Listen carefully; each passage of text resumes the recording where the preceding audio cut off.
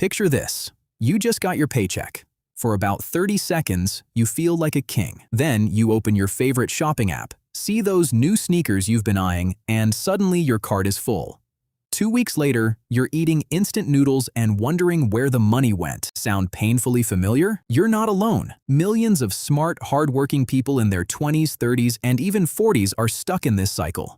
They make decent money but never seem to get ahead. And here's the crazy part. It's not really about how much you earn. It's about how your brain is wired to think about money. Today we're diving into the hidden psychology that's quietly sabotaging your wealth, and the simple shifts that can completely change the game. Let's break this down with a simple story most of us know too well. Meet Alex, 28 years old, good job, makes about $65,000 a year. Alex isn't reckless. He doesn't buy crazy cars or take luxury vacations every year, but every month, somehow, there's nothing left. New phone, nice dinners with friends, subscription services he barely uses, and that random Amazon package that showed up yesterday. Alex thinks, once I get a raise, I'll start saving seriously. Fast forward 2 years. He gets the raise.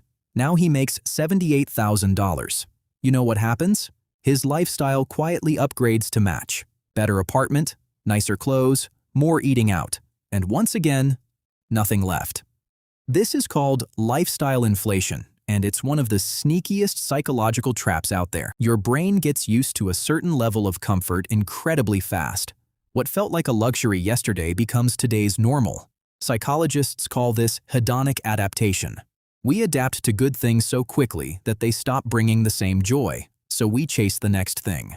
Here's another powerful example. Think about the marshmallow test. Researchers offered kids 1 marshmallow now or 2 if they waited 15 minutes. The kids who could delay gratification grew up to have better life outcomes, including financially. But here's what most people miss. It's not just about willpower. It's about how you frame the choice. Your brain hates waiting because the future feels uncertain and abstract. Immediate pleasure feels real and certain. That's present bias. And in today's world of one-click shopping and buy now, pay later, present bias is having a field day with your bank account. Let me make this even simpler with a metaphor. Imagine your money is like a garden. Most people treat it like a party. They pick all the flowers the moment they bloom because they look beautiful right now. But the smart ones understand that if you let some flowers go to seed and plant them, next season you'll have way more flowers than you started with. That's compound interest in action. But your brain doesn't naturally get excited about compound interest because the real magic happens years from now. Your brain wants the flower today. There's another psychological force at play: social comparison. You see your friends posting about their new gadgets, trips, or perfect-looking lives, and suddenly your perfectly fine life feels lacking. Even though logically you know social media is highlight reels, your emotional brain still feels the pressure. This is why keeping up with the Joneses is still destroying wealth in 2026.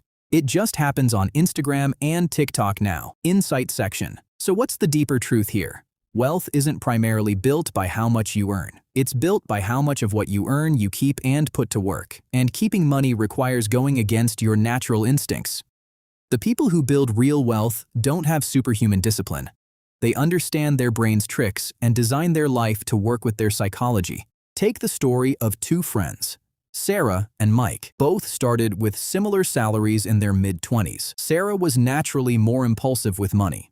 Mike wasn't particularly special either, but Mike did one thing differently. He automated his savings the day he got his first paycheck. A portion went straight into investments before he even saw it in his checking account. Because the money was already gone, his brain adapted to living on what was left. He didn't feel deprived because he never had the chance to spend it. Sarah, meanwhile, tried to save whatever was left at the end of the month, which was almost always nothing. Over 10 years, that small difference compounded massively. Mike's money started working for him. Sarah's kept working for brands and retailers. This is the quiet power of paying yours first. It's not just a budgeting trick. It's psychological jujitsu. You use the automation to outsmart your future self who will want to spend. Another deep insight. Money is not just math. It's deeply emotional. Every dollar carries a story in your mind. Security, freedom, status, love, or even rebellion. Until you understand what money actually means to you emotionally, You'll keep repeating the same patterns. Some people grew up with scarcity mindset. There was never enough, so even when they have money, they either hoard it fearfully or spend it recklessly to prove they're not poor anymore. Both extremes hurt wealth building. The winners develop what psychologists call a growth-oriented money mindset.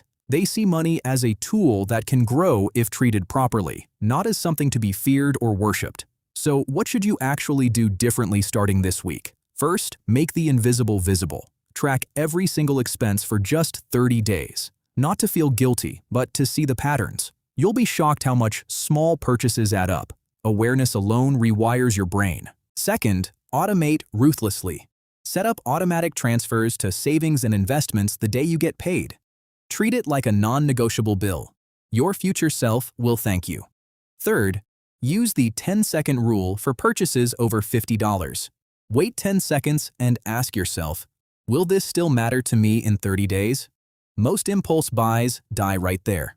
Fourth, reframe your lifestyle. Instead of thinking, I deserve this treat, start asking, what future freedom am I buying if I skip this? Delayed gratification gets easier when you make the future feel real. Fifth, build a future self fund with a fun name. Call it My Freedom Account or Future Me's Adventure Money. Give it an identity.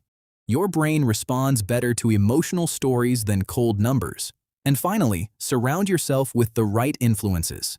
Follow accounts and people who talk about building wealth, not just flexing it. Your environment shapes your psychology more than you realize.